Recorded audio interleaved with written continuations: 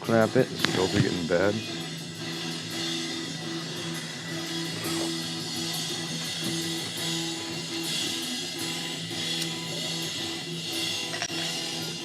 This is the check.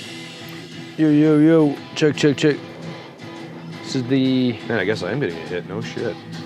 New Year's Eve 2023 edition. Spurzo's Lair, John Spurrier, Nick the Drunken Birdwatcher podcast. Coming at you from Spiral Space Wolf, and the Blue Collar Shaman. It's yeah. Cheers. Cheers to you, buddy. Yeah, and to the people. It's cheersing with a candle. Mm-hmm. Fucking drinking fire this year, man. I still have the cap on my beer, so we're a fucking mess right now. But, so, what the hell? We just did a jam. Yeah. We haven't played together in a while because I live in Florida. He lives in Ferndale, Michigan. That's where we're at right now. In Spurzo's Lair. Yes, welcome to the Lair. We had another episode from last year that was we were different places. I was in Florida, you were in Detroit, and now I'm visiting this for the Christmas, New Year. We thought, shit, let's do one in person. So that's where we're at. So how you feeling, buddy? Before your eyes. Are we supposed to look at the people out there? I don't know. What do we do? I don't know. We can look at each other. We can I've look never at done this fucking. before. I don't know. Yeah. I don't know. I just go with it. Yeah. Let me crack my beer here. Oh yeah. There you go. The old bottle. lighter trick. Yeah. Yeah. The music. Well, watching it's kind of reminds me of last year because I remember actually watching you on the screen last year. Yeah.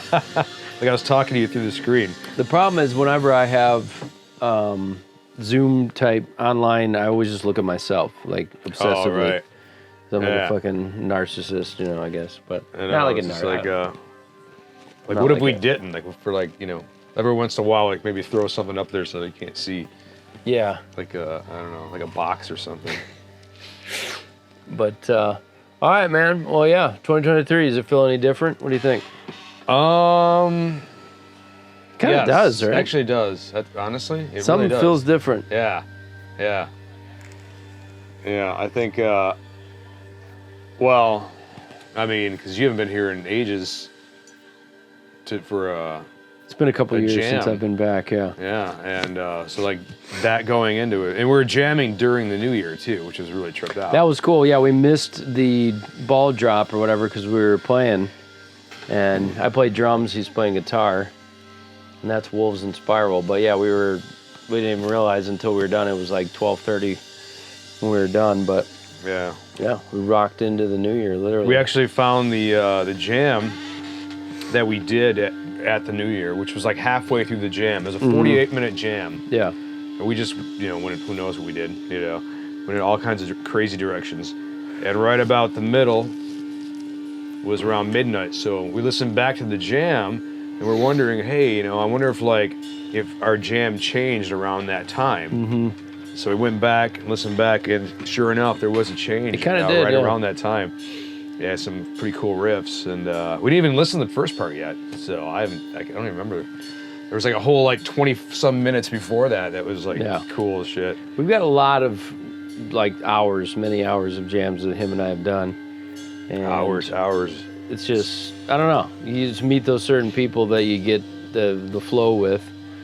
And John and I have always just had this almost telepathic thing when we just smoke a little dope and have a few beers and just go.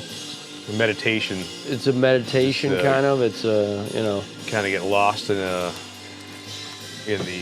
the present now. Is all you can do. Yeah. And sometimes it's tough too, right? Like you were saying, to find the note. You hear the note. Wrestling a snake. It's wrestling a snake in the dark. Trying to catch a snake in the dark. Trying to catch a snake in the dark.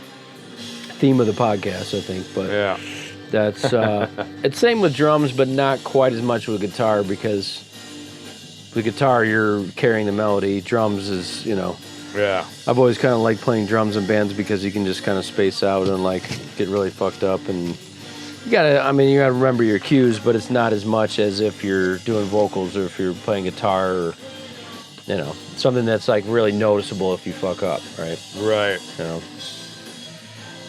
But yeah, so you play bass in Blue Black Hours, which is still going. Mm-hmm. And you guys have got a new album. So this is the promo. We got a new album coming out. Yeah. Spring, I'm hoping. Mm-hmm. What year? I don't know. 2024. I'm hoping for 2023. If everybody finishes their parts around, next year. It's like 90% done, I would say. Yeah. And yeah, so I'm at this point, assuming that guitar tracks will be finished within the next week or two, I think we could have it out by spring for sure. Yeah. Still have to mix it, but that's it. And then You recorded that with Adam Cox. Adam Cox. Yep. He's a wizard. Wizard legend. A wizard, yeah, a sound wizard. Sound wizard. He had Wasabi Dream, which was Wasabi Dream, one of my favorite local bands. One of our favorites. Yeah, we used to go to all over town. They would play, and it was like, yeah, they were just good. Wasabi Dream. And it's like they're not even around anymore, right? No. Yeah. No, they're not around anymore. Yeah. Ever since Octopus was his last band, and ever since that, he hasn't done anything musically. Yeah. So Just recording now. Just recording, yeah. He's good. He's a good producer. I mean, yeah, he's got multi-talented individual. Plays keys. Plays keys. Yeah. Not too many keyboard players in Detroit. A few. He was one of them. Keyboard players are one of the harder ones to find. I was talking to Eduardo about that. Yeah. This guy here, Ross. Mr. Ross Westerberg, from 500 Feet of Pipe back in the day, and Aquarius Void after that, and then there was Blue Song, and now Winds of Neptune. Yeah. And wait, I think was there another band I had? I'm trying to think. In between. No, Ross playing keyboards. That's right. Yeah. So yeah, that's it. No, I mean that's it. Yeah, right. But, For and all the bands were great. Yeah. All the bands were awesome. I've been a fan of the sound that they produce for years now. And they were just those. There's a few people that just really have a cue for just being tuned in to a certain tonality, and those people, when you meet them, they're just like, it's like, I see where you're coming from. I dig that. Yeah. And yeah, that's cool. And I think in Detroit, we've it's been a vein that's been happening in music for a long time. Yeah. A lot of good bands throughout the years, so many in all genres. Just in the rock genre alone, I mean, fuck, goes back to 80s. Seduce from the 80s. Seduce is great. Yeah, I love them. Halloween, I was into those guys. Back in the 80s. Halloween or Halloween?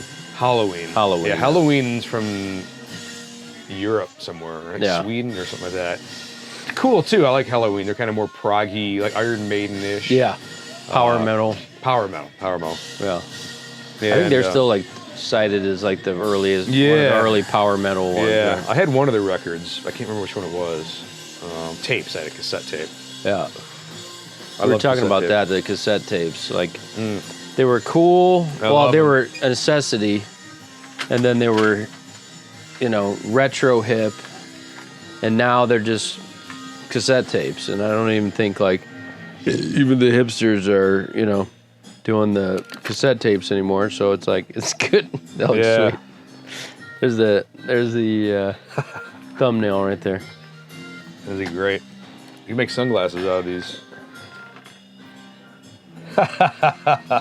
That's fucking freaky, man. These have eyes. Spy Eye. Oh, here's a tape. It's actually a cassette tape called a mixtape I made years ago called Detroit. It's probably backwards. You can see it. It says Detroit Underground. Mm-hmm. And it's just a bunch of Detroit Underground bands. Who's on that? You remember? These guys are on there. I know that. Ebling Hughes. It's like Another a mix great band. of like. It's a mix of just like I could put that on too. You know. Right. I think I'll put that on after Put that this on. song. Let's hear it. Yeah. After this song. After Yeah. the song's over. Yeah. But yeah, there's so many great bands that like Rahu we were talking about. There's another band that was a spin-off of this band. Yeah. It's like they play 10 shows, 15 shows, they put out a record or an LP or an EP, Yeah. and then that's it. Yeah. You know, and it's just this little magical, incredible band that just existed in 1 year or 2 years, and then it's gone. And you know, Detroit's got a lot of that. A lot of bands. Yeah, We were talking about Jerry's band last night, actually. Jerry, Rock and Roll Jerry. Rock and Roll Jerry. That's a whole other story, right? Yeah. Somebody asked me about, and I said, yeah, he had a band called Great name. Precious Few. Precious Few. And it was with Kim from Broadzilla on bass, and Jeremy, I forget his last name, on drums. A couple other people, Mike Doyle on guitar at one time. Chris, guitar player Chris. But yeah, it was a cool band. It was straight up exactly what you would think it would be. It's very gritty, dirty rock and roll. I would consider them the Guns N' Roses of Detroit. Yeah. Without a doubt. Yeah. You know, it's kind of like, take off like Iggy and the Stooges-ish. And Jerry looks like Iggy. So Iggy, yeah. Picture a dude that looks like Iggy with black hair, and that kind of sounds like Axl Rose. That's kind of what you got. It was a pretty striking band, yeah. I remember seeing them a couple times. But the riffs are more like groovy and stoner, and just some straight up rock and roll. They were good. They were a good band. I mean, they actually had some really damn good songs, I thought. Yeah, Jerry's kind of, I mean, shit. I should play some of them too. How do we even begin to explain Jerry? I'll start with one of their songs. Yeah. I'll get it set up. He's I partied with Jerry many times. You've partied with Jerry many Rock and roll times. legend, and burned. His name's Rock and Roll Jerry, and he lives up to it. All right, like, He does live up to it. If your name is Rock Someone and said Roll that Jerry, last night too. you Dude gotta said the be same him to pull it off. Otherwise, like, it just wouldn't fit. But Yeah. he's fucking spirit of rock and roll. Like, every time he comes to a show or a party, it's not always going to be the most polite situation, you know. I mean, sometimes it's going to get a little intense or out of control. But you know what? That's fucking rock and roll, right? I mean, We were at that show we were just playing just now too. oh shit! All right, I'm gonna put this tape on, then I'll cue up that. Yeah, this is the Lair. Got a This little is John's cassette tape here. John's room is the Spurzo's Lair. I gotta It's rewind it. shown a little bit I have in no the idea where this is at. other podcast, but in this one, we're here. We'll do a little tour maybe of it with the camera, but yeah, it's a cool spot. We've, you know, I mean, I've been, let's see, we met in 2011, Oh, this probably. is That's cool. That's a cool sound there. All right, so we got the cassette tape going. And Elvis just joined us. Elvis is here. Elvis is here. He's always around, you know. He's just, that's There you cool. go. I love that. Yeah, Elvis is. There you go. Elvis in the crystal ball. Elvis is the crystal ball. We have to ask Elvis. Hey Elvis, is 2023 gonna be rocking? I mean, shit, 2020. So far, I tell you what, man. After last night's show, dude, it was on. Like there was like, it was a good show. It was crowded. And the sound was great at Smalls. Yeah, Fucking Smalls big. and Hamtramck. yeah, just big sound. Yeah, very cool, man. Very cool. Everyone was cool, you know, amidst the whole crazy 2 years everyone just went through, that whole thing. Yeah. You know, and there was people you saw who were like, you know, we had differences of opinion during the pandemic, which is weird. It all made us a little crazy in some way. It did. Brought out the crazies. Brought out the crazy. Yeah. And, but when I saw some of those people, it was like, I didn't care. It was like, gone. It was gone like, with the... hey man, it's just like, Yeah. good to see you. It was a good... It's like when you have a text argument with somebody, or you're like on Facebook and you're arguing with them about political shit, and then you see them, you know. It's so much better with, you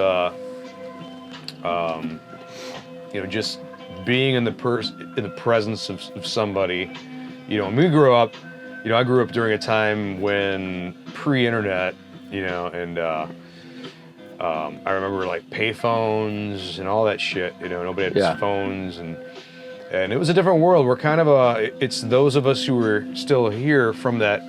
There's still a good number of us, but remember something totally different. And then there's a generation that has no idea what it's like. Yeah. And it's not like like I think my grandparents, okay, cars.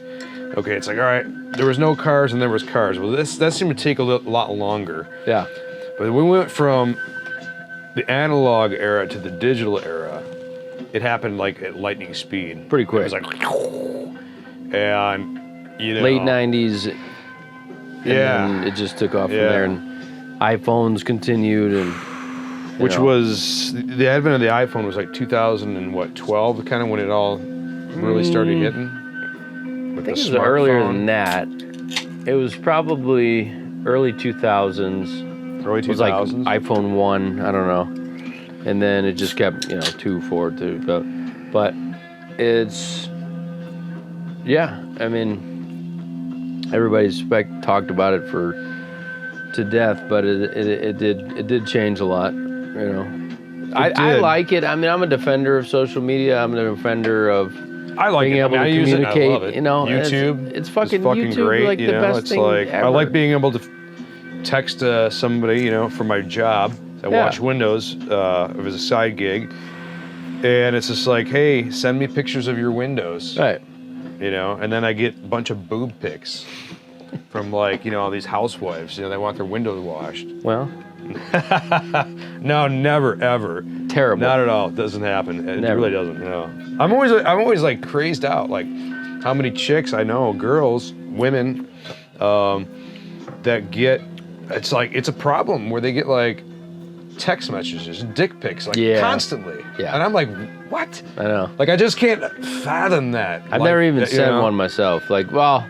If I was like so dating weird. a girl, maybe we're getting like if I'm out of town or whatever, like little something. I mean, there's nothing wrong with that. I don't little phone sex here and there, but not like. But nowadays, somebody could pick that picture up and like there it is on the internet. It's just knuckleheads that are. There's just Nick's dick online. Fucking Nick's dick, dude.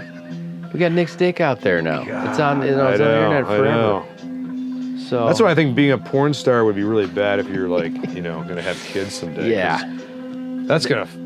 There's that one chick. Yeah, I mean, not there's anything wrong with doing what you do. Hey, do whatever you want to do. But I feel like because the kids, it's gonna get out there, and then like the kids in school are gonna make fun of it's like the bullshit you go through as a kid sucks.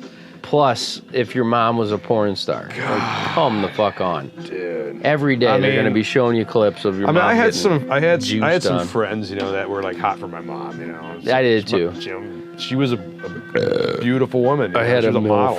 and I got in a few fights growing up where like. Really, I never got in fights about it. I was just if they were like my friends, if they're my friends and they're like, oh, whatever, like talking shit, that's one thing. But like, there are a few, you have those kind of enemies growing up, and like, when they said something, it was like, all right, well, I wasn't really like, I'm still not a tough guy, but like, you defend shit like that, like, when somebody says something nasty about your mom, it's like, all right, well, I have to push you into a desk, I pushed I pushed this one kid. It was like chi power. I like launched him through like 4 desks because he called my mom a whore. Yeah. You know what I mean? Like when your enemy calls your mom a whore, then it's like, well, then you're getting fucking launched. Like that's not not cool. Yeah, getting picked on as a kid was You know, I mean, I got picked on a lot. Did you? I was I wouldn't have thought that. kind of I was a fat kid, so that's why I got picked on because I was chubby. I was chubby, you know. Fucking kids I used to are buy so the Husky cruel. jeans. He was a husky boy. And the Husky jeans sucked because like they were so starched out and just like just the worst, you know. I'm like, I hated wearing these. And Terrible I was just cut. like, I hated wearing them, but basically it was just like, well then lose weight and you don't have to wear them anymore. Yeah. And so that's what I did. I was like, fuck these Husky jeans. I'm gonna lose weight. Like I want to wear something that's, you know, cooler than that. You know, these things suck. I'm uncomfortable. Felt like I was wearing like burlap sacks, man. It's terrible, dude. They fit. They were the worst, man. Yeah. No, man, but it's like being in school sucked, man. You know, getting chased down the. Well, see, Really? you live in different places. Like I lived in two different places when I was younger. Yeah. I was living in Warren. I was born in Detroit. Moved to Warren. Was there till I was 8, and that was one of the greatest periods of my life, and longest periods of my life. And I have the many memories that are just to this day are super like ingrained. They're just there. They just don't go away. And The Warren years. What's that? The Warren years are the Yes, ones the that Warren impressed- years, and some of the greatest moments of my life.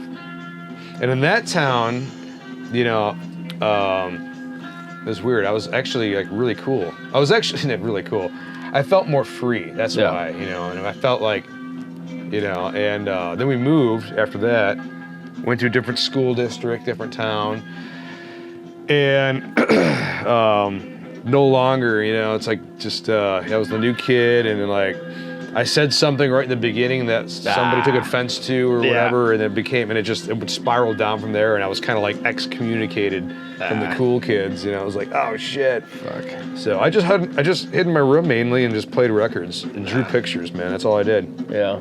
during that whole time. I never got picked. That was weird. I was always like a skinny kid, but I was actually more the one that fucked with other kids because I was just like the class clown kind of joker, and like I would fuck with the teachers. I would fuck with like most people. I almost got my ass whooped Really? a few times, yeah, but I would talk my way out of it, you know. But like, this one time in particular, it was rumor that, you know how like No, the rumor. my best friend at Junior the time, high, dude, the worst for that. like my best friend at the time's like old best friend, or like who he'd been friends with forever, was like jealous that we were best friends now. Oh yeah. So he tried to like yeah. get me, like there's this one dude, Frank Parziale.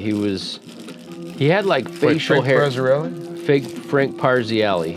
I don't know. I don't know where he's at now, but like he was a gorilla in fucking 7th grade. Like You actually had a pet gorilla? it was basically like he was a pet gorilla. And like, cool dude, you know, we had the Italian connection, so we'd always kind of fucking joke around. That's right, you're Sicilian, right? I'm Sicilian. What does it say in The Princess Bride with the Sicilian Never, thing? well, there's 2 rules. You never get in a land battle in Asia, and never get involved with a Sicilian when death is on the line. So there's, we're Sicilian. We're pretty intense, you know. Yeah. We're lover, fighter, killer. That's all in there, and it's like the darker side of Italian. But so this dude Taylor. So Phil was my best friend. Taylor was Phil's like old best friend, I guess. Kind of my nemesis. Like he was a drummer. He's actually a really good fucking drummer, like even in 7th grade. But he's more like 311 style. And he told, so Frank was dating this girl, Erica, who I had dated before.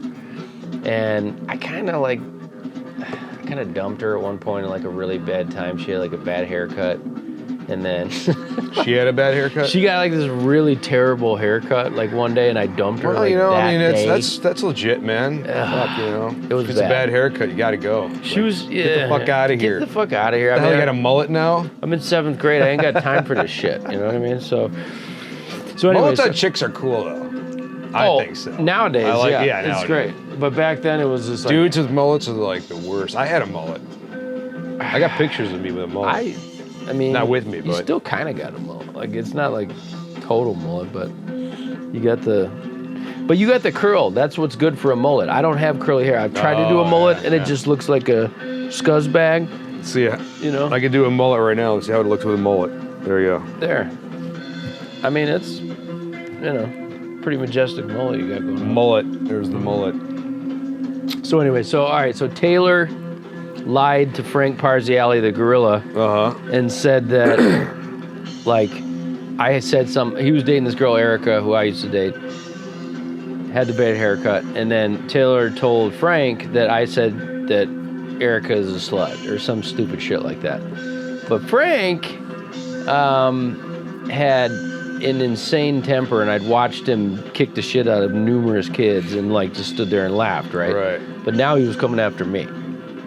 And I had to nip that shit in the bud. So what I did was I used logic with Frank and figured out, like, kind of like powwowed with Frank, and I was like, so what did he say? And he said that. I'm like, no.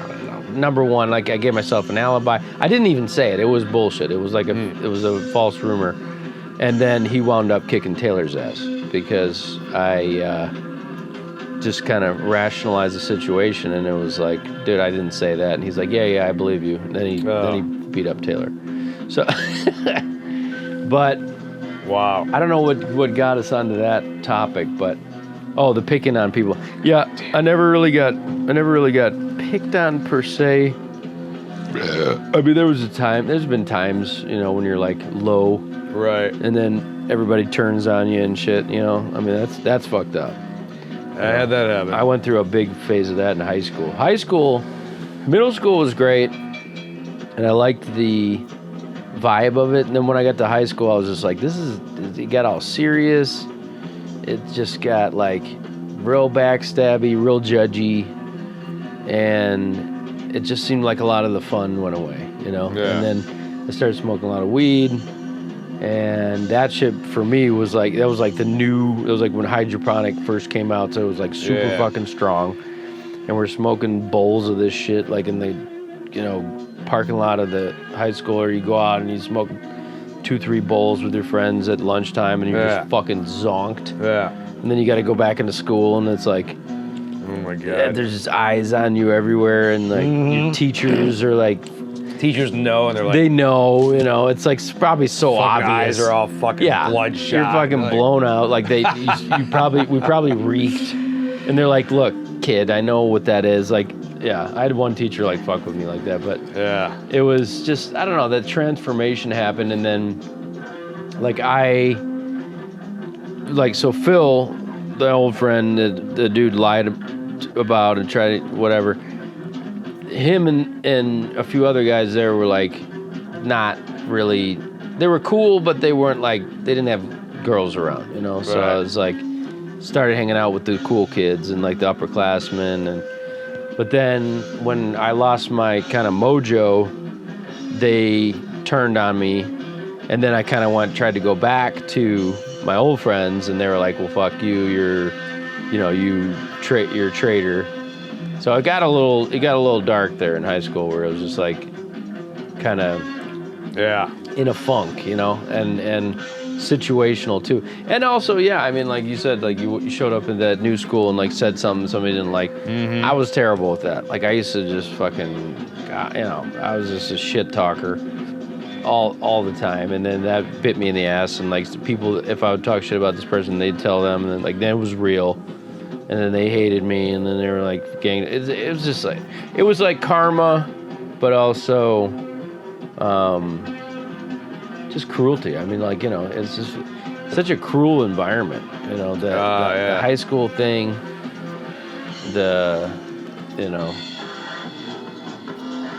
it's, the judgment, that really severe sense of judgment in high school was like really just on you all the time, Right. Like, it's just, I mean, more so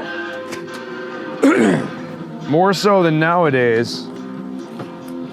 I guess, I don't know. I mean, I think it's almost worse though with the old social media, where they all like talk shit to each other online, and then everybody sees it, or they're, like, making memes about each other or some shit. I don't know what they're doing, but it's got to be tough. I don't know. I wouldn't, I would say that to my mom, and she's like, agrees, like, wouldn't take $1 million to go back to Right. 13. I wouldn't. You know, actually like These are fear not that. drugs. I'm taking. They're vitamins. He's taking vitamins. He's like, you take like a handful of vitamins 3 times a day. It's actually an anti-hangover Okay. vitamin.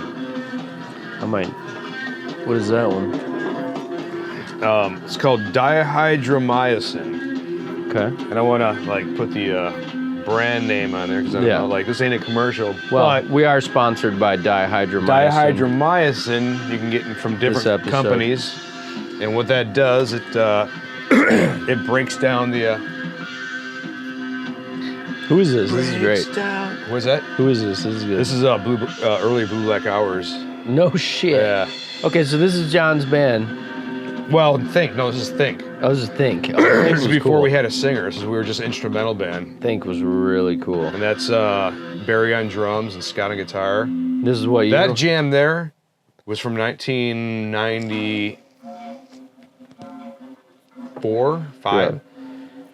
I've always wanted to do something with that one. That was cool. One I'm like, one of my favorite jams we ever did. I like that. Now this is a Detroit Underground. I put us on there because we were Detroit Underground. Now this is a band called who is this? God, I forgot who this is. It's a jazzy kind of thing. God, I can't remember who this is. I wish I had it written down. I just found the cassette, but I didn't find the listing of who's playing on it. Halon. They were a local band. I used to go see them all the time. This was like, this year's probably 2000 and... 5, 6, 4. Oh, sorry. This is like 6, 4. 99. This is 98 or 99. Yeah, Halon. What was it called? Halo? Halon. Yeah, these guys were great. They played the Detroit Music, not Music Festival, the Electronic Festival one year Okay. when they used to have bands there, and I went and saw them, and I got super fucked up in the night where I couldn't find my car. I was drunk as fuck, and I was like lost in Detroit till 4 a.m. I just ended up sleeping on a park bench, and I wanted to be like, I didn't want to get fucked with, so like I had long hair at the time. I mean, I still do, but. And I ratted my hair out, and I had like the shirt on that had like a sleeves off. Yeah. And I'm just like, I made myself look as crazy as I could, so people wouldn't like, oh, who's this weird homeless guy? It looks like a, Yeah. the hell is that? He was out of a cave or something. And I didn't want to get fucked with. When in doubt, act crazy or look crazy. It worked, man. It worked. I found my car like the sun's come up. I finally found my car. Yeah. It was fun though, but It was crazy off to nice. see this band here. I've had so many crazy nights, and I know you have too. Rock and roll crazy nights. Rock and roll Loudness. crazy nights, man. I love loudness. Where you almost feel like you don't know if you're gonna make it. You know what I mean? Like that's a lot of the time. I'm just like, am I gonna survive this shit? Like, you find yourself, like caught in the rain 10 miles away somewhere. Yeah. Your phone's dead. Yeah. You're like fucked up. There's like people following you, and it's just like, Yeah. what the hell? How did I get here? And then somehow, through the miracles, we keep it going. Some people don't, I mean, shit happens. Oh wait, but should I be listening? Should I have an earpiece in too, or no? I'm keeping an eye on it, or an ear on it. Oh, okay. But yeah, I think about that a lot too. Like, the COVID thing definitely kind of like. Do you have an extra earpiece? Never mind. I mean, I got one to plug in, right? You can use this. What's one, it? though. I have an extra. No, it's good. I got one I can plug in. It's 1/8 inch, right? Yeah. You need a splitter though. Oh, a splitter? Yeah. Yeah, I don't know if I did. Yeah, that's all right. Fuck it. But like the sense of Looks mortality. dorky anyways, man. Yeah. Sense of mortality in my life, I guess, has become more Yeah, you can't even see it on the screen. apparent. Like, you got the record button over your face. There. I know. I'm like, red dot. It looks good though. It's good. It's a good shot. But the the sense of like, am I gonna survive? Am I? Right. Fucking Is COVID. Just kidding. After COVID, like, it didn't it kind of relieved the pressure of the world, but it kind of didn't. Like something changed. Yeah.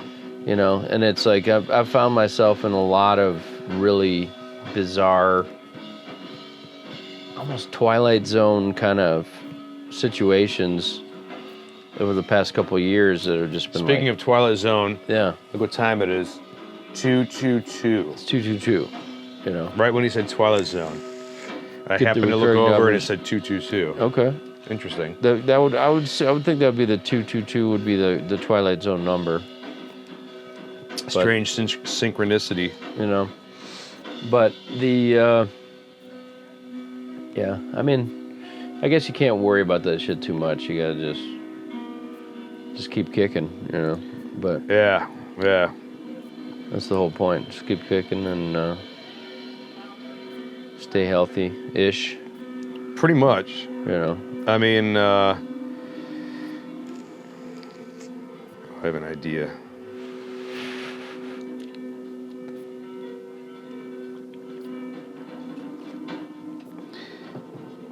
This is cool. Yeah. This band was great. The tape though got a little fucked up. I like that though. I like that little tape, like the little duck. I didn't think it was gonna play because the sponge thing broke, and I was like, I know how to fix it, but it's a pain in the ass. Yeah. I didn't have time to do it. And I was like, wait, this cassette you play upside down, so maybe the tape will, still run over the track head, and it does. And I'm like, perfect. If it was the other way around, it wouldn't. You need that thing to push the tape into the track head. Hey, what the hell was that? Sound like the dog tried to get something.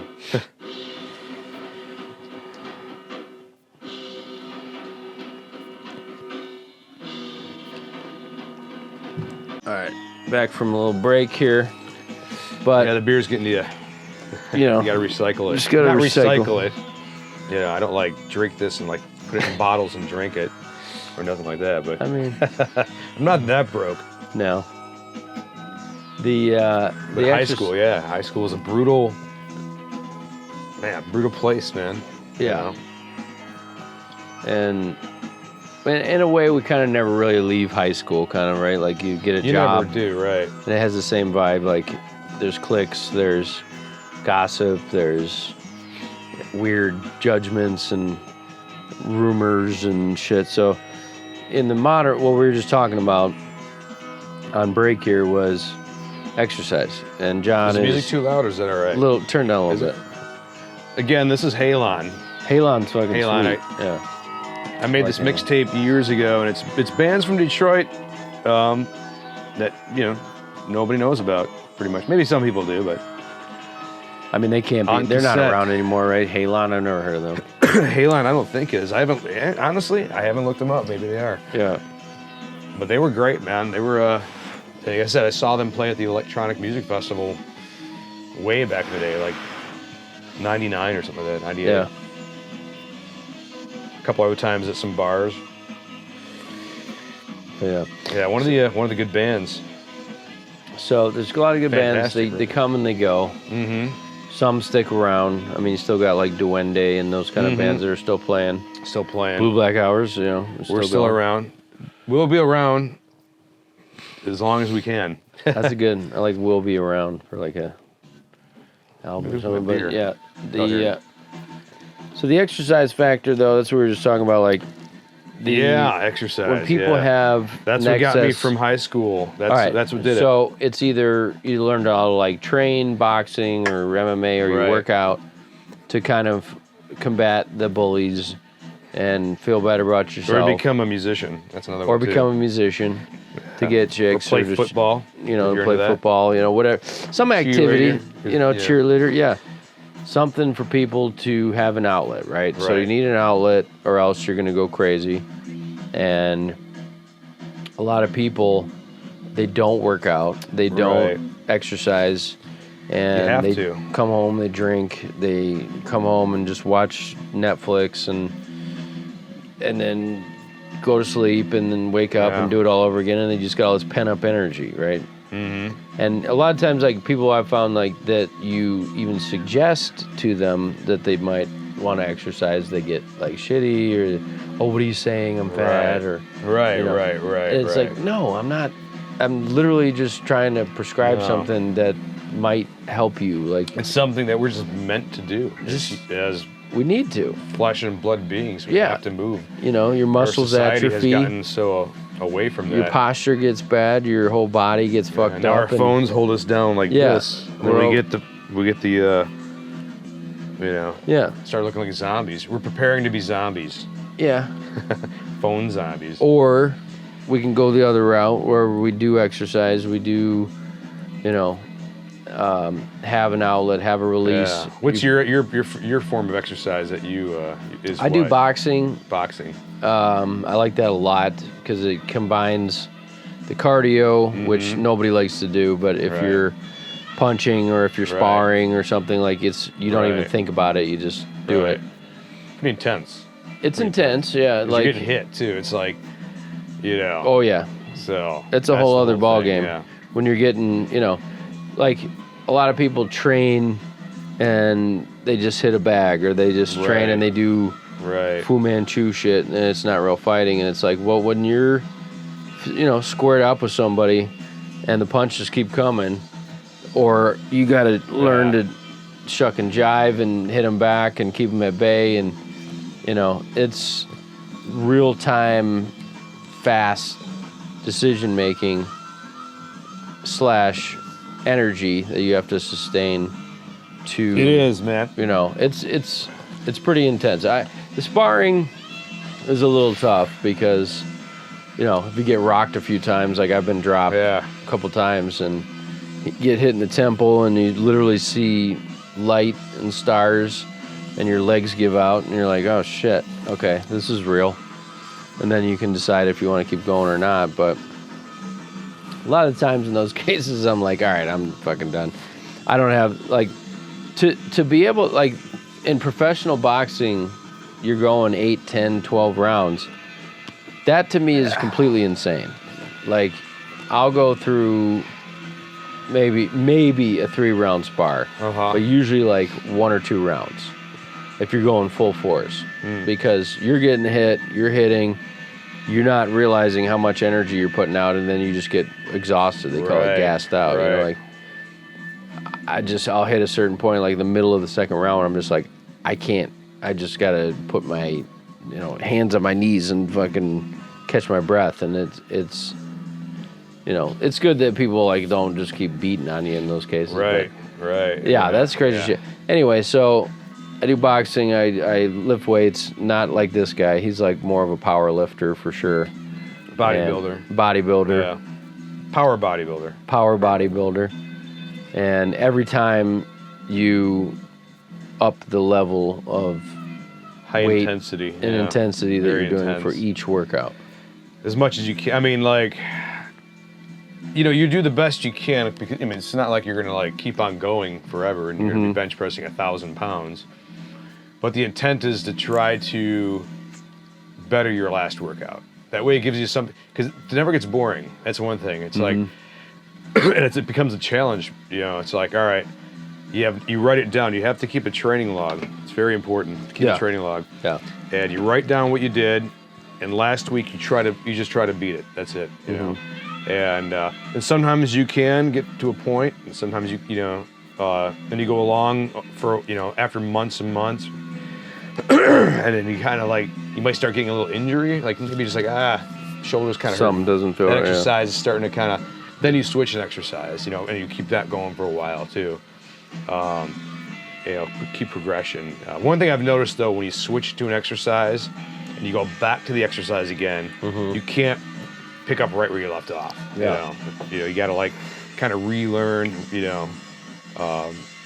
But the whole thing is just progressive resistance. That's what it comes down to. Always trying to do better than the last time, which I guess is just the thing axiom for life is what you did before is not good enough today. And you try to one up what you did before, no matter what it is. You could be a painter and you want to have a painting that was better than the last painting you made, or a song. You're a songwriter. You write a song, and hopefully this song is even better than the last one. Or just as good. You know, just as good and different, you know. Yeah. Sometimes you get to a point where it's like, you know what, I want to maintain where I'm at. I mean, I've been lifting weights since high school, and that was kind of what brought it in for me. I was a fat kid, and you know, I didn't like being fat anymore, and I was like, I'm gonna do something about it. I saw Rocky 3. I was 12 years old. I saw Rocky 3. Mr. And, T? Was that Mr. changed T? my life, yeah. So I Mr. lost T. like 40 pounds in like 3 months. And then I got really skinny. I was like 100 and, I forgot what it was. And I got down to like 85 pounds. Whoa. In 6th grade. So I was like really skinny. Yeah. And then throughout junior high, I kind of slowly gained it back. And I got up to like 100. Oh, this is not. I got up to like 100 and like 190 pounds. And but that was part muscle, or that was still husky, or what? I was kind of fat. I got kind of fat. You know, I started eating a lot. I've always had a slight eating disorder when I was a kid. And what was that? Sorry, trying to find the music. Changing the tape, or? Oh, this is good. Another Think Jam is on here. Yeah, so Think was the pre-band to Blue Black Hours. Yeah, that's a good jam. Yeah, So you've Scott been at it, Lyon. I mean, you know, John's been at it for a long time. Long time. This is back when I played with a guitar, a pick. Okay.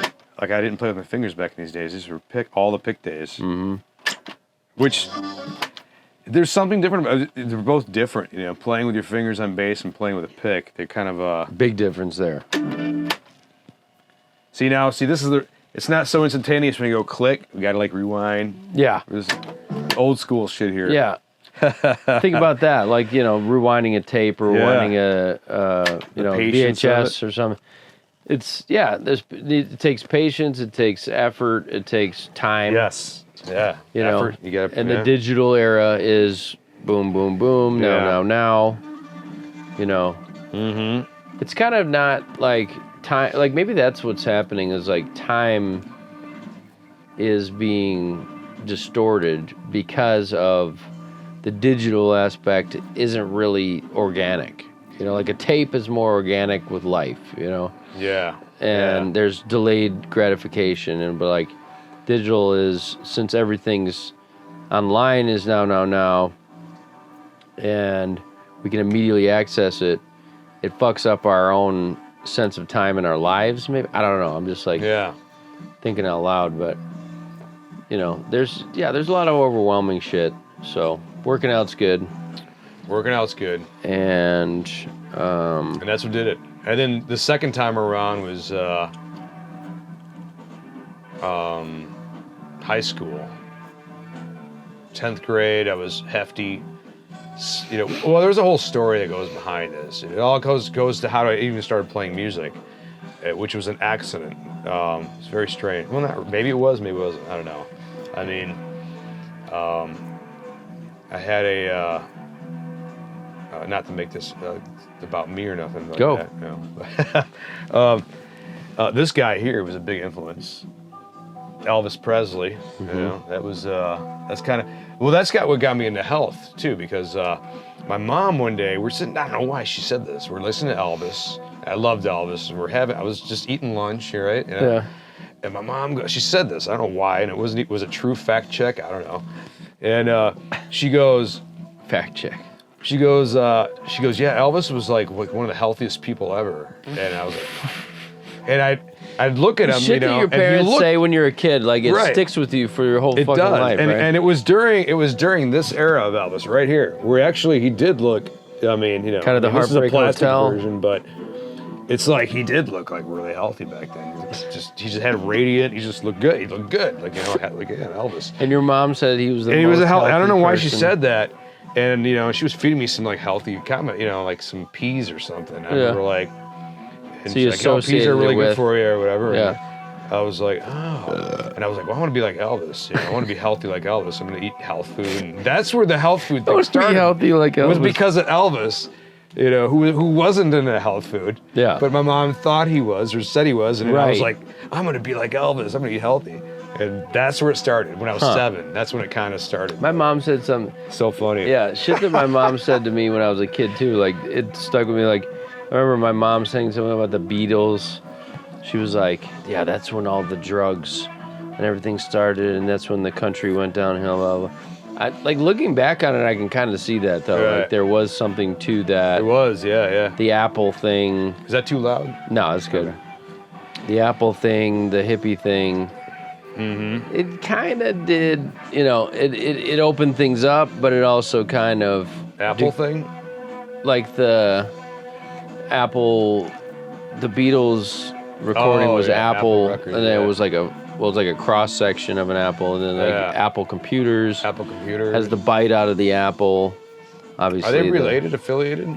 Apple Records and Apple? I don't think so at all, but it was like there was something like my whole take on it is like there was a bite out of the apple in the 60s at some point with acid, maybe with the dropout culture, and it was like a new original sin. Or Did Apple Records have the bite also? No, it was like it was either like a full just apple an apple. or it was like a cross section, but it didn't have the But bite. then a bite happened. A right? bite happened. That's what I think. The bite happened in the 60s. Here's the apple. Here's And the bite apple. didn't happen until...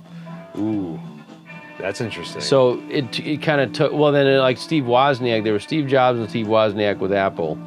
Steve Wozniak, admittedly, was like an acid dude, and that's why like even today you have the screensavers on Apple and they're like trippy, lights and stuff. It was like kind of an homage to the psychedelics, but like. Okay, so psychedelics and the growth of technology, so then it becomes the computers and this new matrix that they start building with the computers. Anyway, it was, I forget the point. Lost the thread, but Apple. Apple working out, that's good. Now we got this picture here behind me. And we were going to talk, we had notes to talk about some of the things that you've come across in your life. Yes. Now that picture. What is the story behind this picture right here? Well, that picture has quite a history, and even up until now, to last night, as a matter of fact, something very interesting happened. One night, well, let me go back.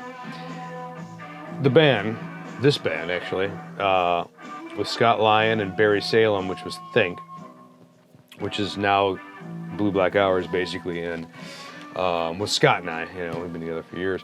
This is back in the 90s. Well, we met, and when I went to their studio to jam with them, we started as an improv band. That's all we did for months, is just do this shit right here. And this poster was on the wall. We had that poster in the studio. Not this exact poster, but we had the same poster, the Adam and Eve poster. Or Garden of Eden it's called, Garden of Eden. Original Sin. And, interesting, we're talking about Apple. Ooh, that's wild. So anyways, that was on the studio wall. Well, we were in a band for years, up until about 1999. 1999, we split up. The band had went through different forms. We were Think, and then we were Will O' the Wisp for a moment. Oh, that's cool. And then we were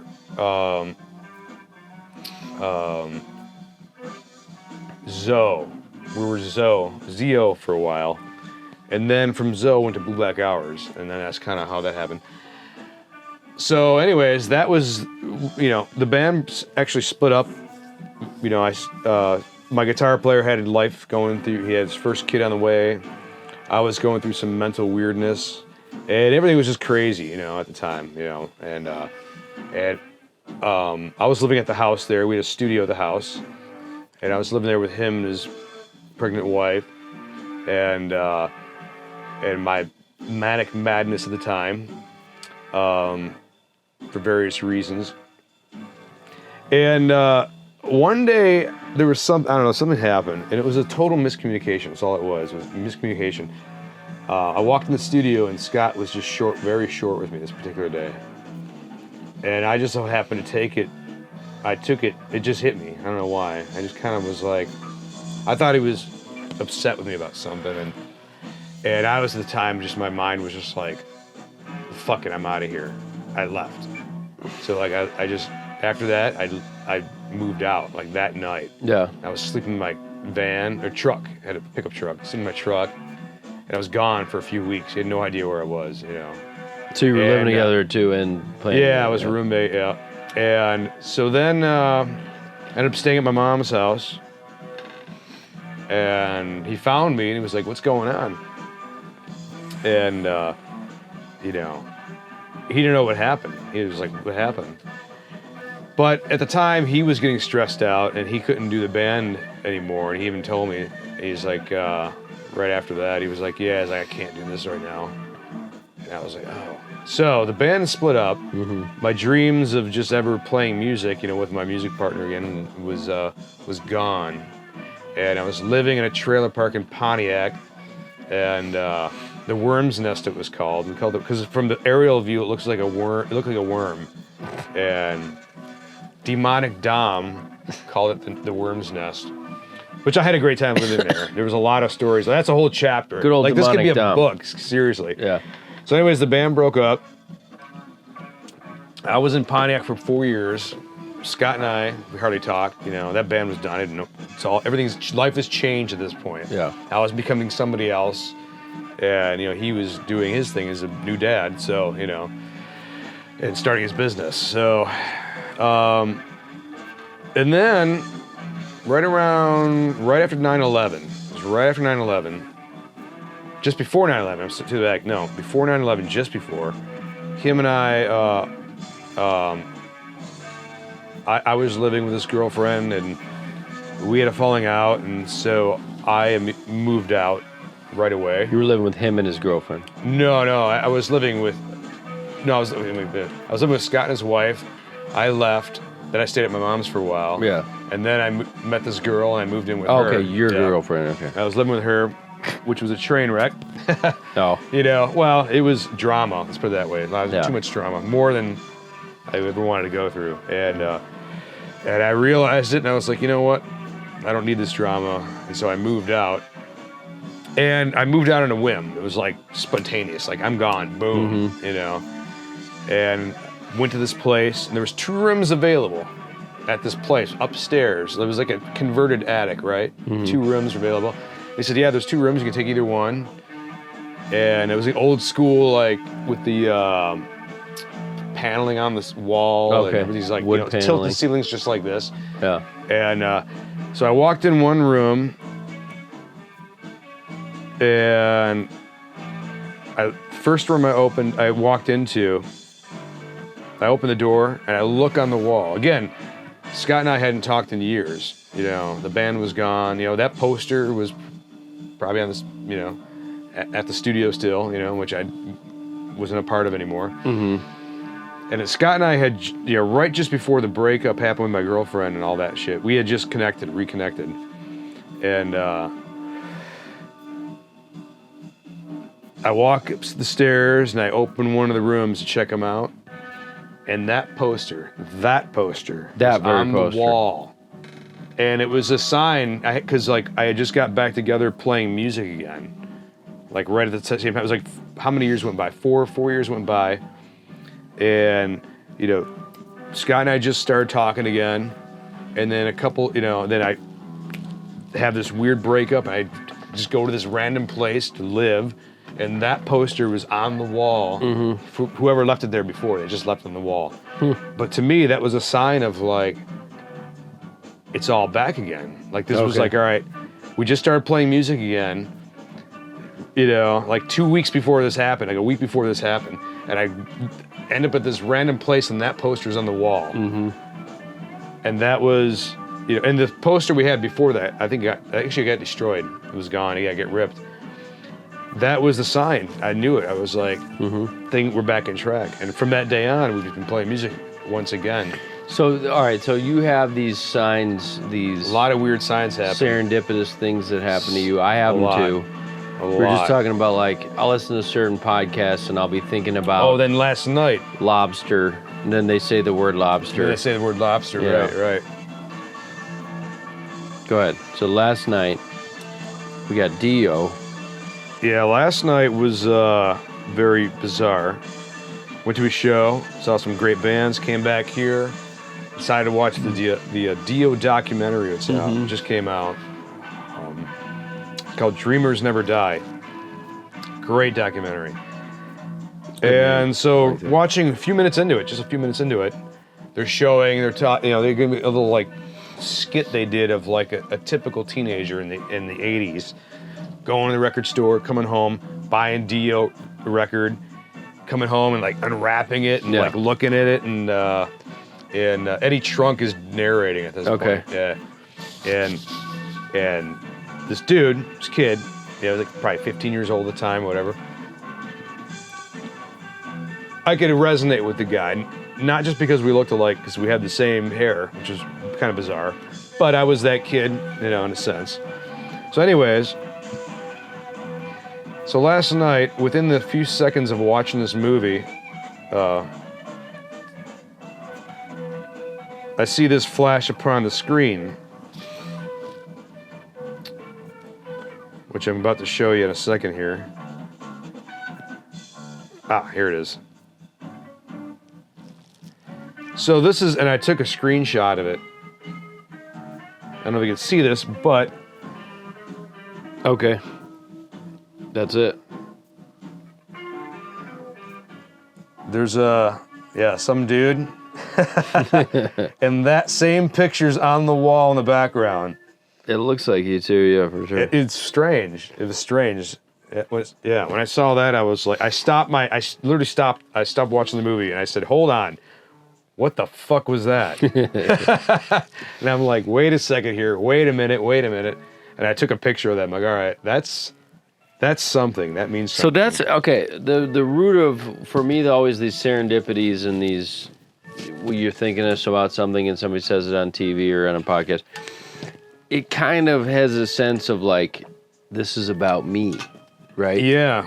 That's like especially when you're on drugs or you're, right. in a real kind of intense mindset. It's like, like self-aware moment. oh, this is like, you're kind of, what you're saying is this Dio documentary and the kid in the Dio documentary and the picture on the wall, it's like, it's about you. Yeah, it's like some sort of weird way. In some weird way, it is. Weird, like maybe it is, but it's like the universe is showing. Is it about everybody else plus you, or is it about your own journey? Yeah, you. That's really the ultimate question of life. Is it our perception that's creating and adapting to make reality? Right. But see, that's what I call the prism of God, because it's simultaneously I like that, the prism of God. That's cool. all about me, and it's simultaneously all about you. Right. And then there's going to be different things that we're going to gravitate to. Like, you're watching that documentary, you see that I wouldn't have, I never had this picture. Right. I don't have curly hair. I mean, I wasn't even really. The significance of the picture. It was even before my time to be like going and getting albums and looking at the album when you're a kid. So that wouldn't really resonate with me. See you later. That resonates with you. And so. Right. So they had no meaning. Now, once again, are you just attaching that meaning? That's the question. It's always like there's no real provable, like, yeah, hey, this is like the fucking Truman Show. Like, they're not going to tell you that's what it is. If that's the thing. If we are in like a Truman Show, they're not going to tell you that. They're not going to get, like, all the people in Jim Carrey's life in the Truman Show they were actors. Right. And sometimes it feels like that. Like, and then when you start to kind of crack it in your mind, the people in your life certain people, there's more active ones than others. They seem to know it, right? Right. And they'll like kind of say things that like allude to it. Right. It's like, right. what the fuck is going on here? I mean, like, Yeah, that's yeah. the root of like every bad trip or good trip or anything is like that eerie aliveness of life that seems to be about you, Right. and the clues and the synchronicities and the coincidences and all this Yeah. shit, and it's like, what the fuck There's is something that? going on there. You know, what is that? What is that? Like, to me, that's what I call God or higher power or whatever. Yeah. Like, that's that. Okay, I notice, like, I can't say I'm like an atheist or anything, because I know there's something. There's I just definitely don't know, something. I don't know. I mean, it's just there. It's there's like this no invisible force being. If you think that there's just nothing to guides this, you. like, and this is It just like shows you all where to go. molecules and shit, like, I just feel bad for people that think that. Like, because how We're could well you beyond just possibly that. not see Yeah. the magic or Spiritual not see the beings. spiritual? It's a spirit. Like, it's this just, is the spiritual realm. Yeah. We're in a we're way, in it, yeah. You know, like it's a representation of the spirit, but Yeah. it's like for me there's no denying that there's a grand scheme, that there's it's a miracle that we make it through a day without dying. Right. It really is, like the way people drive, or the way that people Anything like choke on your your food, all Something the simple like possible that. things that could go wrong don't in a lot of cases, and Usually the things we worry about don't happen. they don't happen, thankfully. Heather, my friend Heather, a mutual friend of ours, she's the one that kind of I don't know, it was interesting. She kind of brought up meeting her, we became friends, and there was something I just took from her. It was very, she's like, I don't care anymore. She's like, I just live life now. Whatever. She's like, whatever. And I'm like, I need to get back to that a little bit more. Yeah. You know, like there's something there that's just this carefree, and and it's weird, because I haven't seen her in a while, and she's been busy. But that's kind of like people that you meet teach you things. It's like, whether they meant to or not, it's like everybody, it's like that Pink Floyd song where it's like, all that you meet and all that you feel. yeah. Like you are you, and what I see is me. Echoes. Okay. Echoes. That's interesting. You know what's weird about that? I never put the title of the song to that lyric, because that's an echo. It's like you see. It's like it's like we are. I understand acid. I've never done it, but I get why they say when people have Your idea like there. we're all one. Like there's this. We're all one consciousness. Like we're all the same. That's the prism of God. Yeah, the fact that we prism are of God. all one, but we're separate. Yeah. So everybody. Oh, then there's also the kind of idea of like NPCs, or like people that aren't really player characters. Then there are ones that are. Right. That's tough to say too, but like. Right. In a way, everybody. It is for everybody. You're the center of your world. You know. That's all you know. That's all you know. Yeah. You're seeing out of your own eyes. Like, you see yourself in the mirror. Really exist? Or, yeah, of course you're like. People are like. That's when people are like, get over You're yourself, not around. or get over your life. It's like tree falls in the forest. It's pretty tough to get over your life because. Evelyn Hughes live record collector. Sorry. Yeah, your life is your world, and that's so all you know. Which is trippy, man. You get caught in that loop. You're like, it's really trippy. You start thinking, like, getting deep into it. It's just like, right. Like, what the? That's the psychedelic realm, The psychedelic realm is exactly that. Like, the people take drugs to between, get, like, oh my God, I realize it, Yeah. Your head and my head's already there.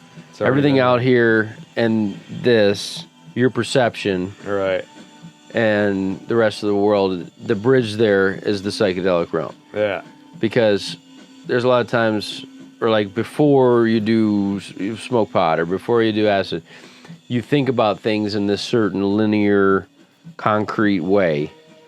And then all of a sudden it's like, whoa, wait a minute. Like that TV just like spoke to me, but it was like at me. Right. And there's no real explanation Right. of how some news broadcast is going to be adapting to you, but it did. Right. Or you perceived it as such, but a lot of times I've had situations that were so to me provable that it was the world reacting to me. It wasn't just like even within the reality of watching some news broadcast. It was like, no, the TV itself was alive. Yeah. And the broadcast was happening. Is that the one where you tell me about for and with me? Mike Patton? Oh, I remember that one. oh! I have a whole new respect for Mike Patton. Yeah. So one time I was doing a little nitrous oxide, and there's an interesting connection there. That stuff has made me realize. Like some people just look at it as like hippie crack, and you just take a little nitrous and you give bow wow wows. And I've had some of those kind of realizations that are like impossible to describe, but it was like a true understanding of that oneness or that me and the rest of the world and how it all relates. But like, I was watching this Faith No More documentary, and it was Mike Patton was being interviewed, and he stopped. She asked him a question like, "Who's your favorite band right now?" But I was like right in the middle of like taking a big hit, and I started to see Mike Patton coming out of the TV. Like his head was getting bigger. And he was like, God. And there's actually, I mean, if you watch that fucking YouTube, there's like parts in that where I'm like, it looks like they're kind of shape shifting, or they're like, their eyes change, or, something happens, and I'm like, what the fuck? But like, I've watched it sober too, or I'm just like, I don't know if it's that just like video artifact or if that's actual shape shift. Like, some people say that shit's real. I don't know. I've never actually seen it. But he started coming out of the TV, and it was like the TV was like a membrane and the screen itself, and he couldn't get out of it. And then he said, then he looked like pissed. He was like breathing, and he was like, it was as if Mike Patton was pissed that he couldn't breach the membrane of the TV, and I thought he was going to come eat me because it was like his eyes were changing. He was like a lizard person or something, and he was going to come in my room all of a sudden and like attack me. So I've had a lot of very intense type situations like that, particularly when doing some drugs, and but I would never like trade that experience. Like that was just totally unique, totally off the wall, totally, exciting. It's like definitely not boring. That's what I say about a lot of things. Like sometimes it's freaky as fuck, but it's not boring. No. And it's not just you sitting there in 2 dimensions or 3 dimensions just doing what you would normally do to survive and waiting until the next work day or whatever. It's like, no, I'm sitting here like with the singer of a major band, like potentially coming through my television to attack me, like freaky shit, but also kind of cool, and it's like, I mean, you have almost more of those than I do though, where it's just the serendipities. Dude, that's been something that's been happening, for ages, man. I mean, like it's somewhat strange, actually, how much, there was a time years ago, I'm talking like 10 years ago, when I was going to keep a notebook, and I was like, I need to start writing all this shit down every time it happens. And it got to happen so much that I couldn't keep up with it. I'm like, you know what? I'm just going to accept that it just happens. Like, okay, this is what happens. That's kind of what it just keeps on going throughout the years. You just got to accept shit. And then the weird thing is other people recognize it. Yeah. Like you've recognized it.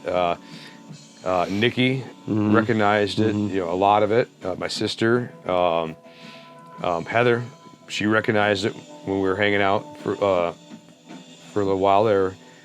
She was like, "What are these weird shit that goes on?" And I'm like, She saw it too. She saw it. Yeah. That's cool too when you can get somebody to see Jerry this shit happening either to you or you see somebody else it happens to, and it's like, oh, is like proof now. Right. You've got confirmation that like Right. it's not just you being in my head. It's just like you saw it happen. Like, you saw it happen. Like you were there. You saw that bluebird land on my shoulder. Yeah. And we were just talking about bluebirds or something. Yeah. You know, like crazy shit like that, where it's like, all right, that's the odds of that. You know, even if you're going to talk statistics and scientific. I don't know why it happens so. I mean, it happens to a lot of people. I know. You know, I know there's others that have the same thing that happened to them. Yeah. And it's a clue. But it's weird. It's clue. But you can't. It's like, you know, it's like you know when you have a dream or you have like a recollection of something, and it's like I'll have those kind of thoughts where it's I call them thought feelings, where it just that makes sense in and of itself. Right. And it's like you or like a drug thought or something, where it's just like, oh, I get it. Yeah. And then it's gone. And then it's you gone. know, it's just this fleeting thing. And it's like it's the snake in the dark. There we go. You know, and it's the way it just seems to be in this life, and we can't know. We can't get the aha, because then it's like the jig is up, and then we're not. And then you die. Functional, and then you're dead. Right. Like maybe that is when you die is when you actually do. It does click over. It's like the universe likes to keep us not knowing. Yeah. It's like it has to. It wants to keep us alive because it likes playing with us. Like, yes. It's like there's playing kind with of us. an It's aspect playing of with that us. too. That's where it gets freaky too. Is like, okay, is this all like a fucking sadistic joke? Cosmic joke. Is it a cosmic joke where I'm just being fucked with? Or is it for growth? School. I would say in terms in my experience, it is for a growth. How's your school? How's your school? That was something that somebody said to John years ago, and like, it's. No, cheers, everyone, to 2023. 2023. 2023. Yep. Look at Dio on it. He's got a cheers too. So there you go. Cheers. Cheers and Dio from the beyond. You know? But the it's what Heather said to you, and you said that was resonated, and it's kind of Big what time. I've been thinking about too, is like it is about letting go of that shit. If you sit there and you try to figure shit out all the time, and you try to think about the deeper significance of this or that, you go crazy. We're supposed to be like kids on this planet. Kinda. Like, just like wonder. Don't go too deep. World. Don't think too much. Don't think too much. You can't figure it out because it will always elude you.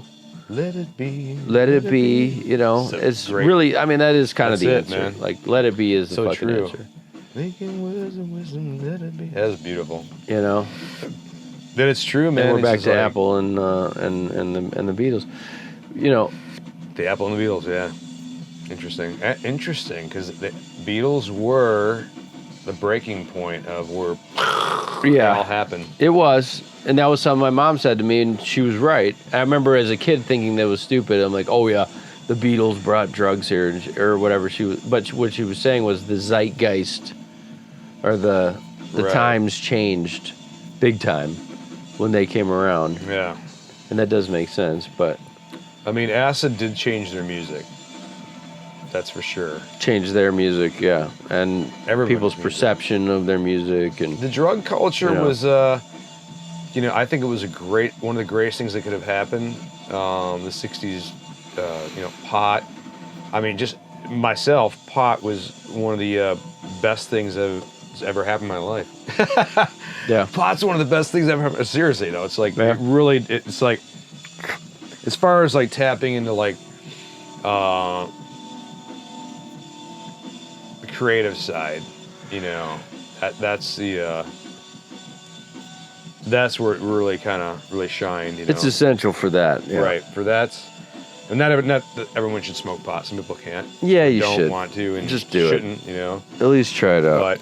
But then, like a lot of people, they'll try it and then they'll go, "Oh, it made me paranoid," and then they never do it again. It's like, well, you gotta kind of get through. It's like surfing. You gotta get over the break in order to get the flow going. That's and then what once you get the flow going, Joe Rogan says. He says the paranoid part is actually part of the process. He likes it, yeah. Apparently, and I get that. Like, I'm like.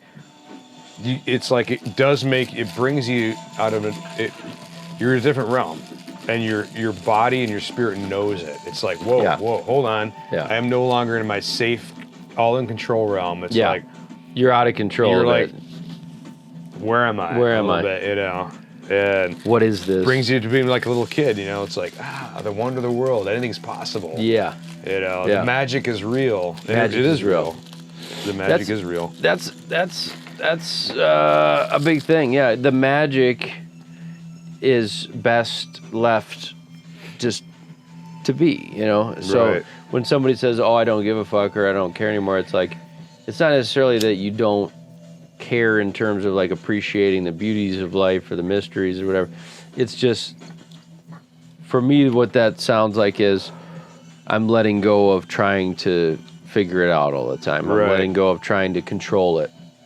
Yeah. Because that's what will drive you crazy, make you unhappy. You know, that's the ego side, is the control all the time.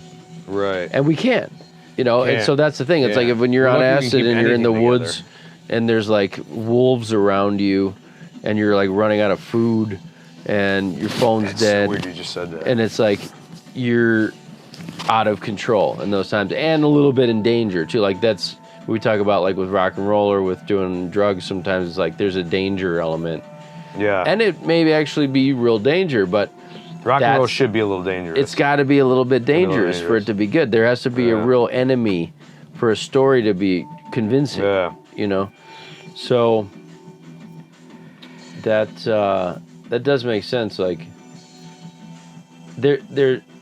it's submitting to the fact that we can't control things and like finally admitting to ourselves, like, all right, I can't fucking control this life. It seems like that's like the whole essence of spirituality. I've just now I just thought about that, like how we just give up to a higher power, to give up to like, it is all right, submission. You know, like when you're stoned, you have to do that. It's like, all right, you have to. I'm just gonna go roll with this. So let it go, you know. And because all the little controls you had on before seem silly too. Yeah. When you're stoned, like it's like why am I doing that? I thought I could, like, you know, it shows you how kind of two-dimensional or boxed sober thought is. That's why I don't like it. Anybody would always was like, you know, it's people that did smoked crack or they were smoked a ton of weed and they gained a bunch of weight and because they did, I'm never doing that again. It's like, well, you know, you got to learn how to responsibly do it, but I would say, like, I'll never be sober in this life. Yeah, I don't want to just be sober. Because sober thought is fucking stupid a lot of the time. It's susceptible to all these neuroses and all these like squirrel brain shit. Yeah. That it's necessary during the day to work a job. Done.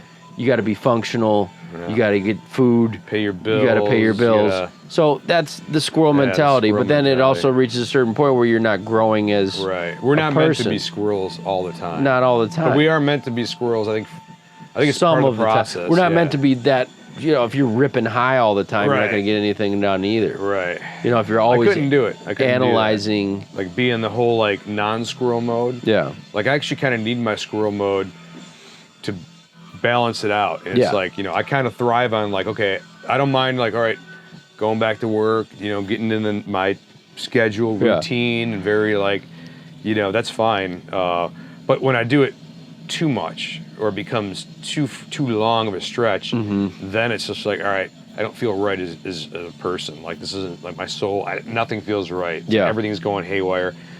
You know, I need to like catch a buzz, you know, play some music, just chill out, you know, cut loose. Be like, oh yeah, that's what it's about. Yeah. Yeah. So, you know, to say if that's evil or not, you know, it's like you smoke pot, you're evil. It's like, no. Evil. It's like, does it make you? This is the thing I've noticed about things that are evil and good. Does what you do harm? Is it harmful? Does it make you a better person? You know, those are some things there to consider. You know, like, okay, partying, drinking. Okay, is it healthy for you? Is it harmful? Can be. Does it make you a better person or bring out something positive in you that you couldn't do otherwise? It can, you know. That's where it comes Well, down I mean, to. even Does like, it make okay, it- does it bring something negative out of you? Like, and that's, It can. I think It people can. fixate too much on the whole, like, positive all the time, everything's love, blah, blah, Right, blah. It's right. like, Sometimes a lot of you need times to feel the everything is negative. not fucking love. Right. A lot of times everything's hate. Right. Or a lot It's of not times just like you just feel like everything's shit about beautiful yourself, and- or you feel like shit about your spouse or your friends or your job. You hate your boss. You know, it's like, that ain't all love. No. It's fucking misery. I So, feel like the outcome of all that is to always kind of always go positive. Like even in the negative, that's the thing. Acting like the negative doesn't exist is like, I learned that a long time ago. That's not a good thing. that's counteractive to growth. Yes. You know, Yeah. you gotta It's like it's there. face that You negative, have to have the darkness and the light. the man. darkness, you know. It's like you can't live without them in this world, at least. Maybe the next world too. I don't know. Maybe Maybe the we know darkness darkness gets and light. smaller. One, it could be something else. Psychedelics have brought me to the point where I feel very certain there is another life after this one. Oh yeah. After doing psychedelics, I've had experiences well, this where shit it made me exists, realize so that how do we know? it's actually really similar. Like what we think about that dawned on me with like reading like the Dante's Inferno, where it was like there was I a gotta whole. read that, man. It's a tough read, Yeah. but like the concepts are really cool, and it's like hell in that case was like a cave that he went into. Yeah. It wasn't like another realm entirely. It was like, no, it's here.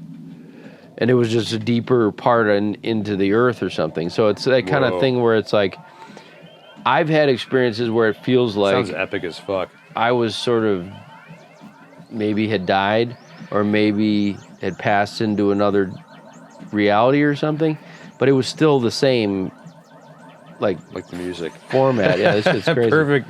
It was like there was 7-Eleven, there was, there's people, there's phones, it was Spirit Land, but all the forms were still the same, but it was just different. Yeah. It's like a dream kind of thing where it was actually, ironically, when I felt like I was dead, this was a whole other story. What? Ooh. I got this on tape. No What's that one? shit. 500 feet of pipe. Oh shit. Yeah, live. Back in the day, man. Holy fuck. See, these tapes are gems, man. Yeah. I got the bunch of cassette tapes, and what I want to do, I've wanted to do it for a long time, I haven't done it. Anybody has a cassette tape, cassette deck, whatever, I might have an extra one laying around you can have. I want to I made a bunch of mixtapes of like cool shit, man, from like my record collection over here. Yeah. And other stuff. And I wanted to I got a bunch of cassette tapes I bought, and I wanted to make copies and just give them away to people that had cassette players. Mm-hmm. Yeah, shit like this. So this is the classic shit. Classic. This is like nobody has this copy. This is the only copy in existence is right here. This is at the rehearsal space. Oh, This is when I used to hang out At the back in- Russell? Yeah, at the Russell, dude. And, that was a whole other thing. I brought shit. a tape deck out with a mic that was like that, these Neumann mics, and I recorded this. You crazy recorded jam, this? Yeah. It was just them jamming. This is like when I'd go to Monday, Wednesday, Friday. I'd show up there, with a few beers and just like they were rehearsing, and I would just like sit there and just listen. And I just sit for hours just listening to this shit. And this was all improv shit they did. Like they never recorded it. It's like it was just space rock heaven. Space Rock Heaven. That's how it feels. Yeah, 1997 this was made. So that's what we just did. We just jammed out, and then we got And a and we do taste of this the Space Rock Heaven, similar vibe, man. So there you go. Okay, once again, you can try to explain it, you can try to, but it's just in the moment. It helps to record it, of course, because then you can go back and listen to it, and you're creating in the moment with your good friends, you're expressing your own instrument, whatever you're doing. It really is just, it's like spiritual. One of the best things Spiritual. in life for me is that. It really is, dude. That is I agree with you completely on that. It's like it's like what meditation, the people that do yoga and meditation is achieved in the same way doing improvisation music. Because you just let go. You totally let go, and you know, you're in like sync mentally with somebody else on the same level, and you're just grasping. You're both just grasping for that here moment, like it's like where is that coming from? It's and it does always elude you though. Like that's the thing. I mean, life is magic, dude. That's a fucking snake in the dark. It's like but that's what makes it good. I've talked about that on my own podcast. Is like the mystery is the story. Like the mystery is what makes it. That's the magic. The magic is the mystery. If it was all explained, if we knew, if you know, then all the mystery's gone, all the magic's gone, all the striving is gone. Yeah. You know, if all is known, then what's the point of doing anything? If all is known. Oh, man, I like that. You know. But then all is known. That'd be a great title for a song. It would. If all is known. But in our case, it's like almost nothing is known. We know enough about ourselves. We know enough about our lives to function. But besides that, like, we don't know what the fuck's going on. We don't. No one does. No. You know, or we all do, and we just forgot it, or we had to in order to go into this gauntlet that we're in, you know, and it's like, right. I don't know. It seems like that, man. It really does. It really does. So that's where I've gained a lot of peace lately, is just that sense of like letting go. Yes. And just you know, it's torture to try. Superstition. Stevie Wonder. When you believe in things you don't understand, you suffer. Superstition ain't the way. You know, it's like you can't know it. You're trying to know it. You're going to suffer. So the logical conclusion is if you can't know something, just let it go. Let go of trying to figure it out all the time, because that's going to lead to a lot of unhappiness.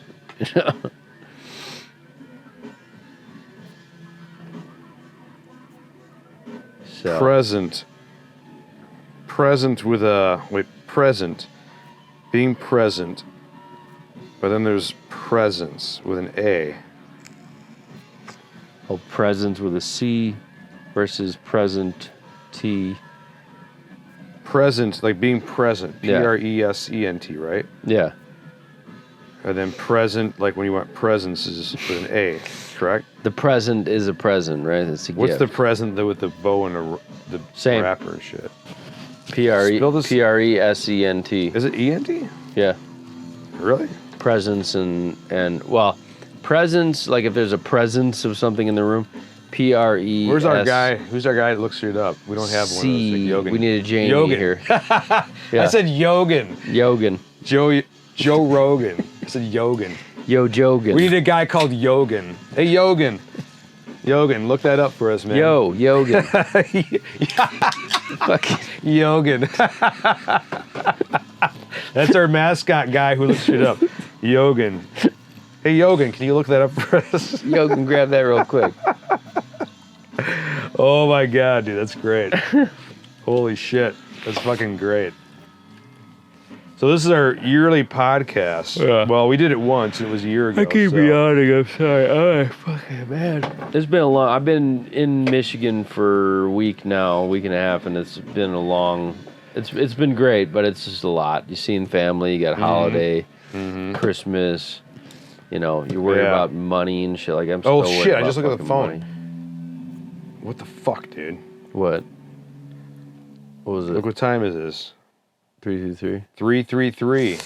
I don't like that one as much. It's 333, everybody.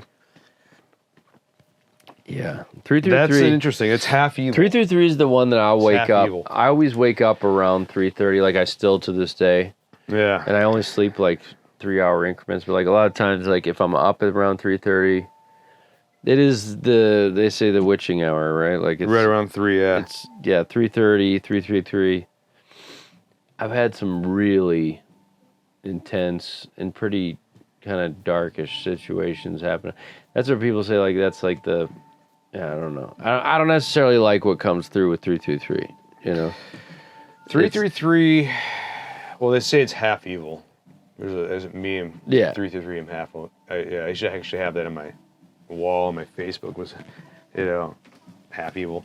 It's true, I actually am half evil. I'm not like full evil. We all but are. I'm a little bit, I'm at least half, Not really, but I would say you're about a quarter evil. Like, maybe like a tinge, Yeah. Probably like, if I had to do fractions, not good at math.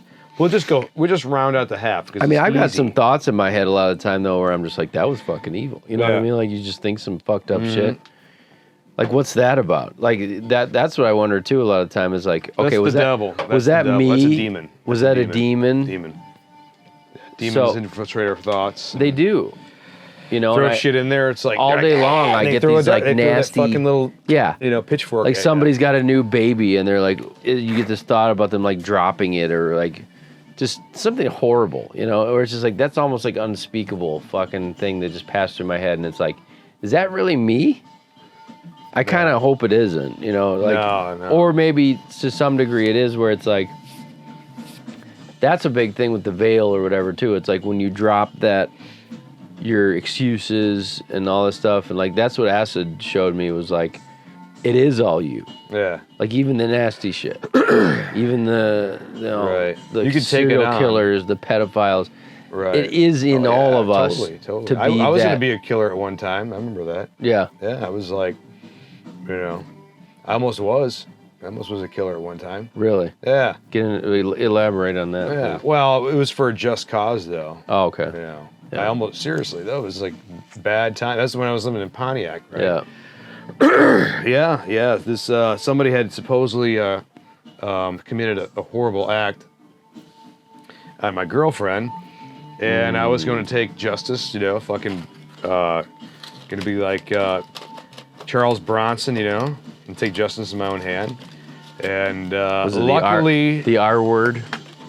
What's that? The R word. R word Against your girlfriend, you mean? Like a... Yes. Yeah, there was a rape, apparently, allegedly, which didn't happen. Wow. And and luckily, this is where I talk about the serendipity. Yeah. It just so happened, a very serendipitous moment stopped the whole thing in its tracks. Very serendipitous. Like I said, this could be all a book, and I was just so happened to drive past this place. It was a tattoo parlor. My girlfriend just had her tattoo done at this place, and it was done by, they were bikers. I forgot the name of the club. It was in Pontiac. Pretty hardcore bike club. And we became friends with them. And I knew that they were, dealt with this kind of shit before, So I was living in Pontiac. Times were rougher then. And we're on our way, me and a buddy of mine, we're on our way to go take care of this guy who supposedly had raped this girl, a friend of mine. And I had some knives with me, my buddy shaved his beard, it was serious shit, right? And I'm on the way there, I'm gonna bust in his door. Crazy shit. And I can talk about it because it never happened. Yeah. But it's true, this is what happened. And we're driving there, and there's something in the back of my mind, this is like, not a good idea, man. Yeah. Not good. Don't do this. And it's there. You have a conscience. And right when I'm thinking about that, I look, we're driving past, and it's just like, it's around like 1 in the morning, 12 midnight, midnight or so. And this tattoo parlor just so happened to have the lights on. They never opened that late. Yeah. We're like, wait a second, the lights are, and I knew like they would like, okay, my girlfriend was friends with the tattoo girl, and her boyfriend her husband or whatever was in the bike club. And I just thought like, we should talk to them first. Yeah. Pulled in, I said, hold on, let's go and talk to them. Tell, I forget her name. I said, tell your story. And let's, and I want to talk to Shock was his name. Shock. Yeah. Just like, typical, like, out of a fucking movie biker, you know? It's just back in the day, he was the guy that allegedly with, like, the did leather, the you know, shit. just burly, you know, fucking handlebar mustache, you know, like. Would have been hard to kill, kind of, anyway. Tattoos everywhere. Yeah. Yeah. And he calm, cool dude, really nice guy, you know. You want to get him mad, but he was a cool dude. And so we're talking, and I told him the story. I was like, "Hey man, we're on our way. This is what's going on." And I just had this, and he goes, "Hey man," he's like, "Don't do this." He's like, "Let's take care of this." He's like, "Let's call the hospital. Have your girlfriend run a hospital check. This, you know, and we'll go from there." He goes, "And if everything, you know, we'll figure it out." He goes, "And if things don't, you know, if things look like this is what's really down," he's like, "Then I'll show you how to do it the right way." Wow. That's what he said. He's like, we'll do this, you know, a different way. Yeah. And I said, okay. Untraceable. Yeah. And I'm like, all right. Well, she got tested and all this stuff, and turned out it wasn't nothing happened, you know. So she lied? What's that? She lied, and I caught her. You know, but I caught her in the story after the fact, you know, like it was just like, that's tough. It was fucked up, you know. I did some detective work, and I caught her in her lie. I literally caught her in her lie, and she's like, and she even said, she's like, "You got me." She even said that. She's like, straight face, like, at least she admitted it. "You got me."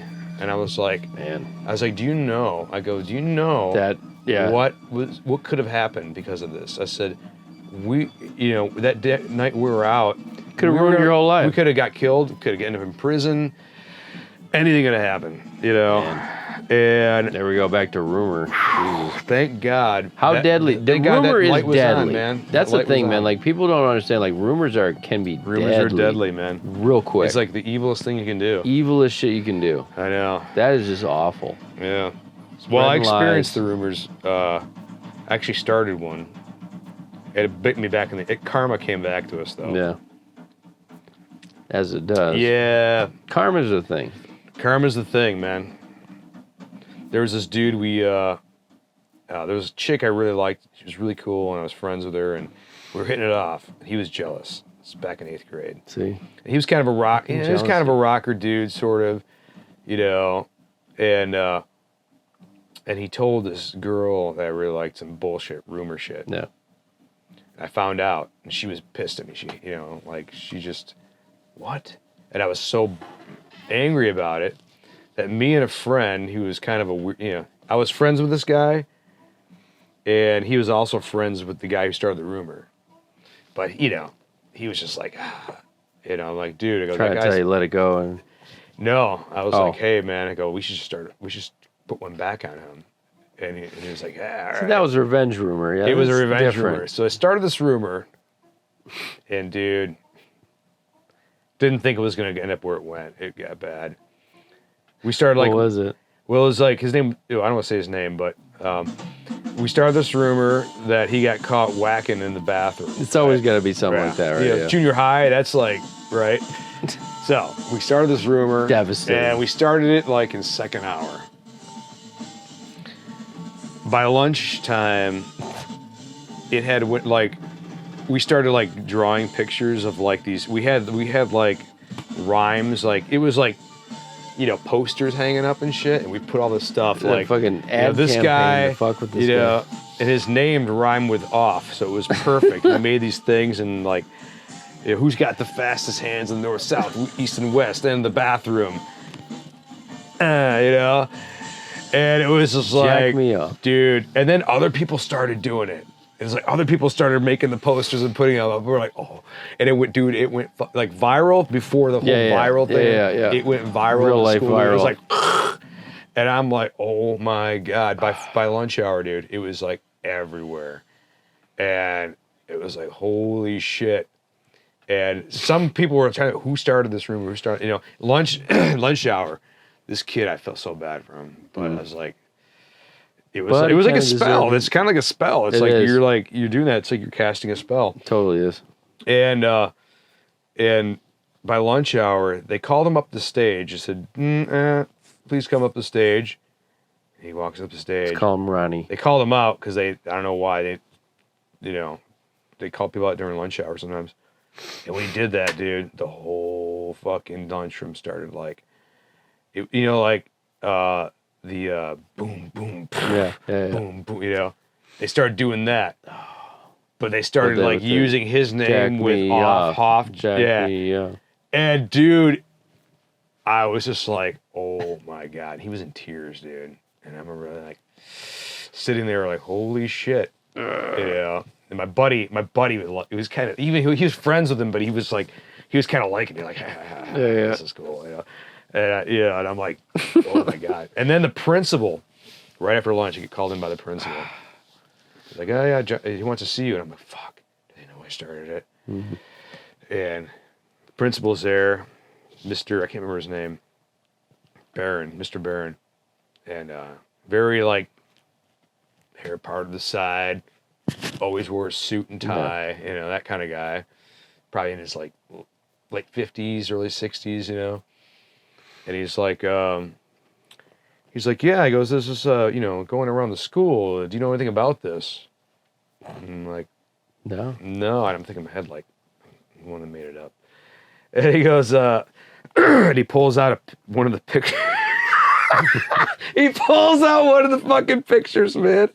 And it was the one that I drew, too. I was just like, oh, I drew that one. And he's like, yeah, he goes, do you know anything about this? And I'm like, no, I don't know anything about it. And it's just like, heard something about it. And it's he's crazy. He's like, oh, okay.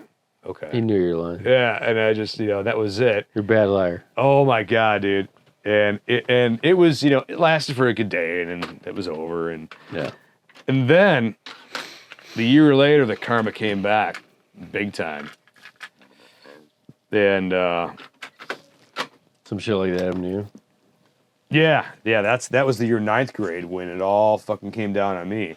And I got chased through the halls and like by the cool kids. We were all the cool kids at one point,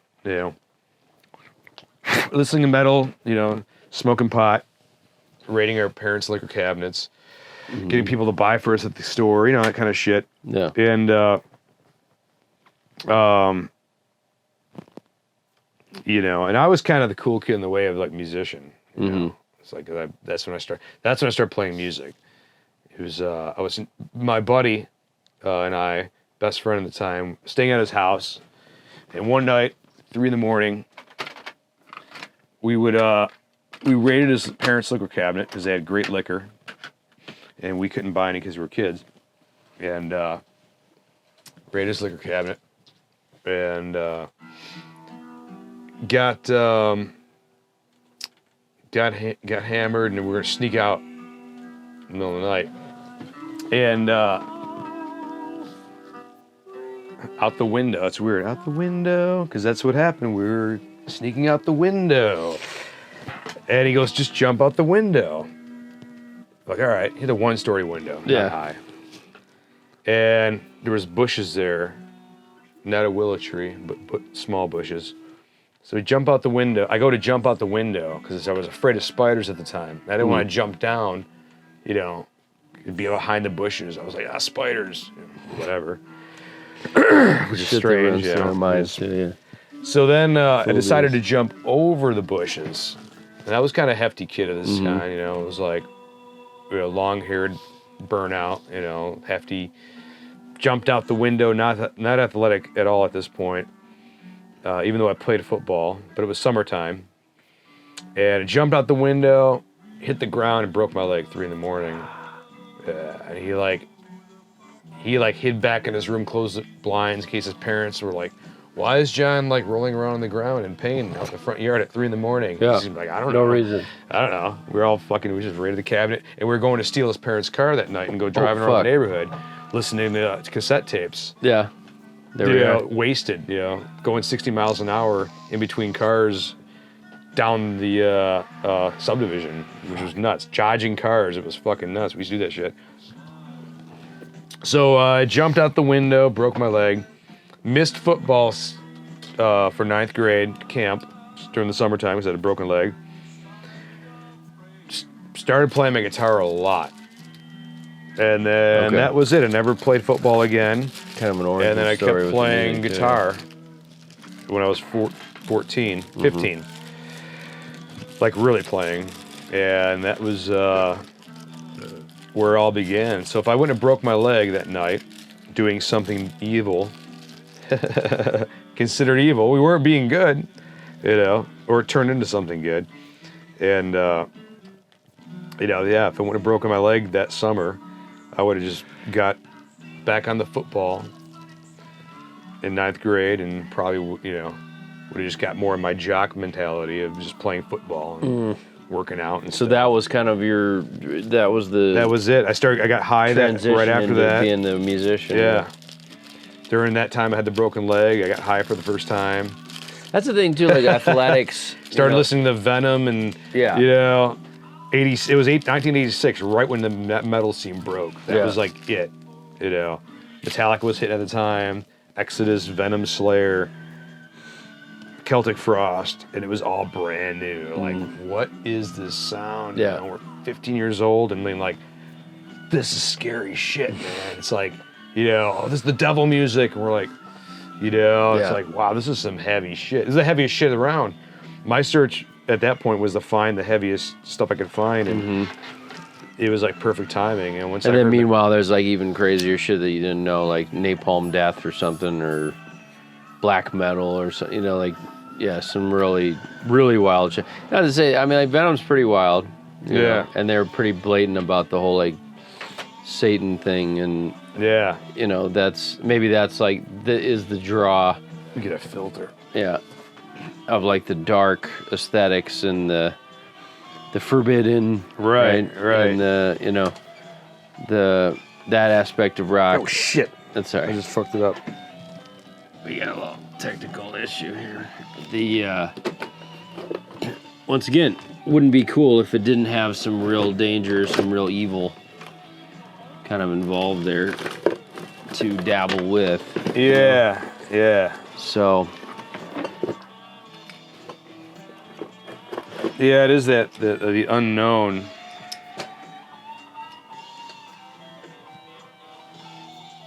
Yeah. So the unknown. It's the snake in the dark. It's the unknown. The unknown. It's inexplainable. And we're on some sort of surf trip. Right. Like your life is the trip. That's what I always say. Like any kind of hallucinogen I've ever done, it's made me realize like the stuff that makes up a trip or a hallucination even is your life, So it's like it just shows you like, oh, okay, the it's not just this 6 hours I was on drugs. That's the trip. It's my fucking life. Yeah. It's just putting everything in a different perspective, different dimension. And, that there's like times where I'm just like just thinking about animals, thinking about like octopi, think about, the weird shit that's like way down in the ocean, birds versus camels versus spiders versus, I mean, it's why are we like, looking for aliens when we have aliens here? It's fucking crazy, dude. Animals are aliens. Just all the different forms of life. We're the aliens. And some of the forms of life that are like kind of fucked up, like the stuff that the parasites or, right. The amoebas. The amoebas, eating each other, and like, it's just, man, it's so much. House is all chucked up. And when you're trying to kind of find patterns or trying to figure out like what the nature of things is like, it is just way, way, way, way, way beyond any kind of classical man in the sky, simplified idea of God or of, spirituality. It's like, it is rougher. That's why I've always liked Native American kind of belief is like, they would have like, the spirit that like cuts its arms off and dances in the woods, like shit like that, where it's like, oh, so that's like a god, but it's like a dark kind of macabre sense of a god or of a spirit, where it's not all fluffy and in clouds and there's good, there's evil. It's like, no, but then there's also like the bear spirit that cuts its arms off in the woods. Yeah. And that's like the Native American kind of thing. Like they're way more like a grittier type of spirituality. You know, I've always kind of liked that. You know, where it's not. You know, it's easy to get into that like dichotomy, good evil. Yeah. This is good. This is bad. This is says we're not supposed to do this. We're told that. But then like also sometimes I'm like, well, we're told also to not expand our minds. The whole original sin in the tree of knowledge is similar to smoking pot or similar to figuring shit out for yourself, reading books that are forbidden, Eating books. because they're eating books because they're, you know, good, but like it's not. Okay, so that's kind of the idea. Was what I was getting at was like it gets really eerie when you start thinking about like the nature of God. Yeah. And it's like, okay, well, if God or gods are imperfect too, they're just more powerful, then what does that tell us about reality? Like maybe these things, these restrictions on us are to keep us from actually growing. So we have to break out of it. We have to do excess. We got to take 5 hits of acid at a, if that's your journey, fucking Primus concert and like almost lose your mind and lose your friends and your shoes and you're fucking wandering around the woods for a day. And then you realize something. And then it becomes positive. But when you're in it, it's like fucking living hell. Yeah. You think you're never going to be able to find food again. And then you do. And then you're okay. But it's what really leaves an impression on us is the stuff that is freaky. You know? Otherwise, it won't even really make a difference in your thought process. I don't know. Yeah. That's what I've seen. It's like it's kind of like reality wears all these different kind of masks, Right. to make different impressions on us, to actually teach us or to actually make us pay attention. Right. You know, like you find out you got like a spot on your lung, and then you stop smoking cigarettes because like you're freaked out. Right. Otherwise, you never stop smoking cigarettes. Right. Yeah. You know? Yeah. I see that. I got to rock a piss real quick. Okay, go ahead. Yeah. Are we gonna get monet like because it's playing this song here? I don't think so. No. I mean it's as long as it's like in the song, background. It's like not a lot enough where it's like, oh. Yeah. Yeah. I think it might not pick it up. No. This is good though. We're getting rolling better. Yeah. This is actually a really good podcast. It's getting good. Man. It's getting good.